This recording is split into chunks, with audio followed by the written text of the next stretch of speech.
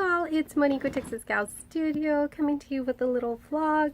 So sorry, my hair and my face are all crazy, but so I wanted to tell you what's going on, why I haven't posted that many videos. So back in March, my husband and well, we all went out for quick lunch at a fried fish place, and so he got really sick, and we thought it was food poisoning, and so it lasted like that for a bit. We took him to the ER because he couldn't really stand the pain, and they couldn't find anything.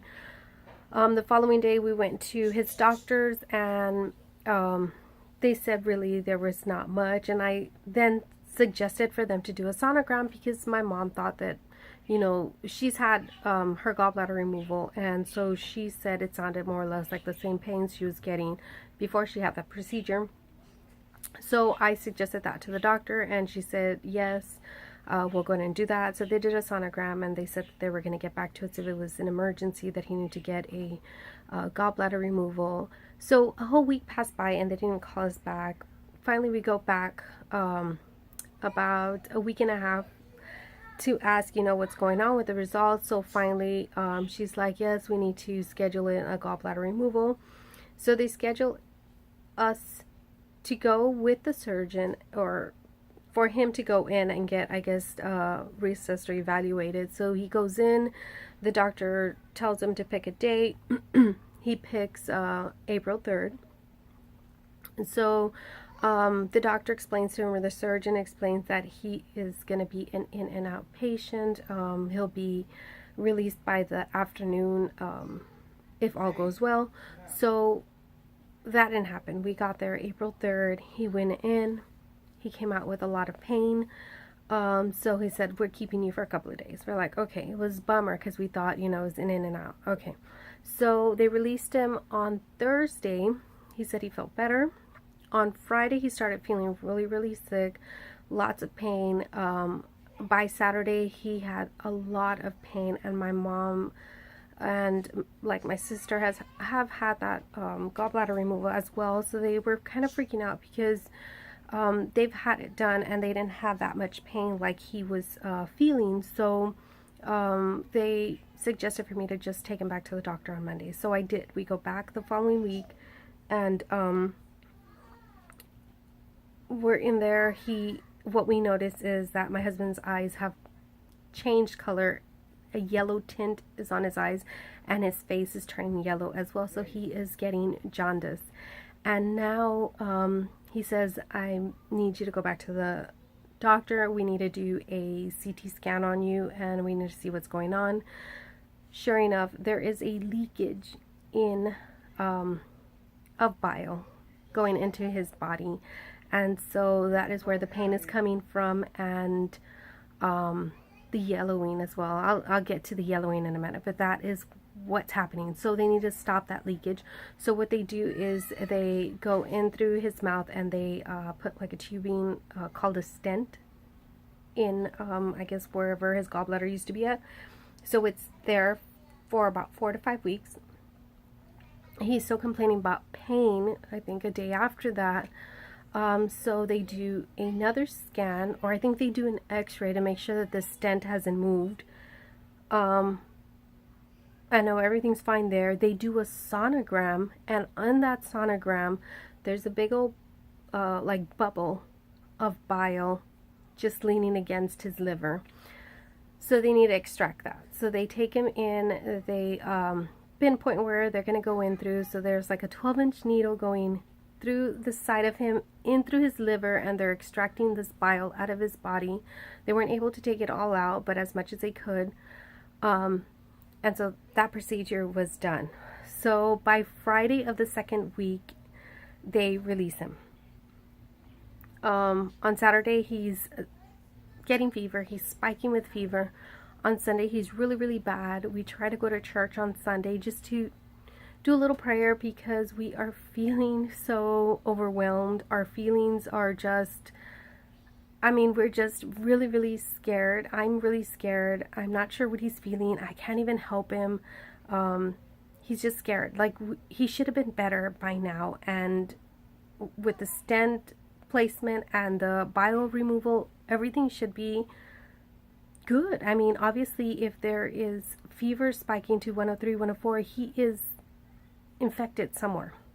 So I tell him, look, let me control your fever. Let's get through it for Monday so we could take you to the ER on Monday, because I have a feeling that if I take you on a Sunday night, it's going to be bad. So I control his fever. He's really, really good. He's doing really well. He actually felt better during the day on Sunday when we went to church for a little bit. We had to leave, of course, but he felt a lot better. And by church, it was more of we didn't actually go to like a service. It was more of a certain area where we can pray and say our petitions. It's like a little altar in a certain area where I'm Catholic, so there's several little altars, I guess, like certain. What is his name? I'm trying to think of his name. In Spanish, his name is called San Judita, Saint Jude's church, if I'm not mistaken. Yeah, it's called St. Jude's. So there's like a little altar there that you can go and say your petitions and say your prayer, and that's, my mom has lots of faith in that, and so that's who we have our faith in. And so we went there and we did a little quick prayer, and then of course we came back home. But he felt so much relief after prayer. But then again that evening he was really, really sick. I call him Monday morning, and the surgeon said, bring him to the ER. We're going to admit him as a ER patient. So we go into the ER. We explain to them everything he's gone through, everything that they've already done to him.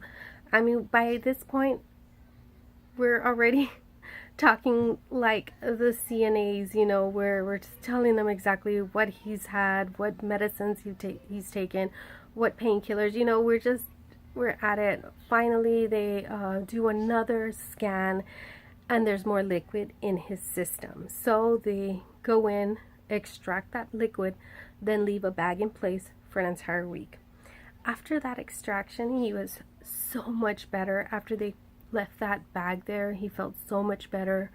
Now, last week, on the 26th of April, they finally took the bag out, so he was excited. He can move a lot better now. But I'm talking about, this is like going on the 4th week already of April. I mean, he was just in pain for close to a month, which again, it should have just been an in and out procedure. But okay, that happened. So that's why he was at home with me. That's why I was taking care of him. Obviously, and I was like from home doing the chores here at home, hurrying up to be with him at the hospital so he won't feel alone, then hurrying back to come back to the kids, pick them up, do their homework, drop them off at my parents', go visit my husband again in the evening so he doesn't feel lonely, and then come back, pick up the kids at my parents', come home, get everybody showered, ready for bedtime, and then again in the morning, wake up, get them dressed, go to school, go to my husband. So that was like almost 3 weeks of that happening. And it was just, and I don't want to cry, it was just so overwhelming. And I know for my husband it was super overwhelming too. But we survived. We're good. He's good. On the 16th of May, he's gonna get that stent removed because he still has a stent there. So they're leaving it for about 5 weeks. He'll get the stent removed, of course, early, and everything should be good. We're praying that everything is great, and he should be back to work on the 21st. So he's been gone from work for a while, and but everything's good. We're so good. There's a lot of people keep asking, are you gonna sue? That doesn't sound right. And I'm like, you know what? That's not who we are. Whether the doctor knows what happened or not, that's on the doctor, and that's not who we are. We're just super happy that it didn't turn for the worst. He's alive. We're happy. We're good. We're back on track where we're supposed to be at, and we're so grateful for everything. So yeah, it's just it's just just a bump in the road, and it was a trial because we've been super busy with life. If it's on one activity or another that we did neglect, I would say we neglected our faith, because on Sundays we would take it as a rest and we weren't going to church like we used to. So whether this was a wake-up call for us saying, hey, I need you back in church, you know, from the Lord, I feel it was a wake-up call, like, y'all need to come back. You're losing your faith, or you're not giving the time you need to church. That's just us thinking like that, because when we prayed, we felt a difference. It's just, I don't know how to explain it, but so I just wanted to let y'all know what was going on. I hope nobody ever goes through this. We were reading, I mean, we were always on YouTube doing search ups like gallbladder removal and what, you know, what are we doing wrong as far as us. It was just a really, really crazy eye-opener, I guess, bump in the road for us. And we're glad to be almost over that hump. I mean, we still got, what, 2 weeks for that stent to be removed, and I hope everything goes well. And so yeah, I wanted to vlog about this. I'd been wanting to talk about it, and I kind of wanted to bring my husband into this video. Right now he's actually resting, but he's doing so good. Like, I mean, no joke, he's like saying, okay, I'm ready to go back to work. And I'm like, you can't pick anything up heavy, silly. And he's a lineman, so obviously he's always working with heavy stuff, light fixtures and stuff like that. So he can't go back to work. I go, behave, you need your full on, the doctor said until the 21st, so you're not released till the 21st. And so, of May. So yeah, I wanted to talk to y'all, let y'all know what's going on. I hope I didn't scare any of you if you all are going to go through a gallbladder removal. Excuse me. My mom didn't have this. My sister, my brother, they've all had a gallbladder removal. I think my mother-in-law, my sister-in-law, and my father-in-law, nobody suffered from these pains that my husband did. So really, really sad that it happened to him, and how it happened to him, and all these complications that arose. So yeah, just wanted to touch base with y'all, and I'll be coming back with another video. I want to do some videos that have kind of prepping for summer activities. I have an 11, a 9, and a 5-year-old, so I'm trying to prep little things for summer activities for their age group. And I kind of want to come with that and show you, you know, we're going to be doing this week and stuff like that. So I want to come with you with those videos, and of course some couponing hauls and some DIYs. So stay tuned for that, guys. I hope you guys are having a great, let's see, today, I think I'm going to post this up today. Today is actually Saturday. Everybody's relaxed. I've already brought back my son from a drama competition. He had a drama competition earlier. He was just tired. But yeah, so everybody's home. I think we're just going to relax and watch a movie, get ready for tomorrow, go spend some time with my mom, and go to church, of course. And yeah, that's what we planned. One thing that maybe we'll come back and address gallbladder issues that he's had, but one thing is like his bowel movements are not all that great, so that's why we haven't gone to like a full-on 1-hour mass. We've been going to just say prayer, like on Mondays and Tuesdays, and me and him will go, but because he can't, his bowel movements are not yet where he knows how his bowel movements are, so to speak. Anything irritates his stomach, even water, just a little bit of coffee, you know, chicken, pasta, anything I make, everything is super heavy. He's still trying to adjust.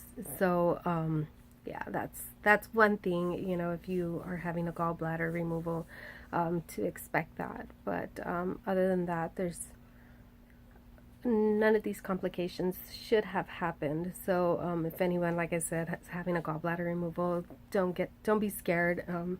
None of this should have happened. So it's just, you know, just ask questions if you're ever in that situation. Keep asking questions, and if you feel something's wrong, something probably is wrong. Go with your gut feeling. So okay, guys, I'll leave it at that. I'll talk to y'all later. I hope you guys have a great weekend and be safe, stay strong. Bye, y'all.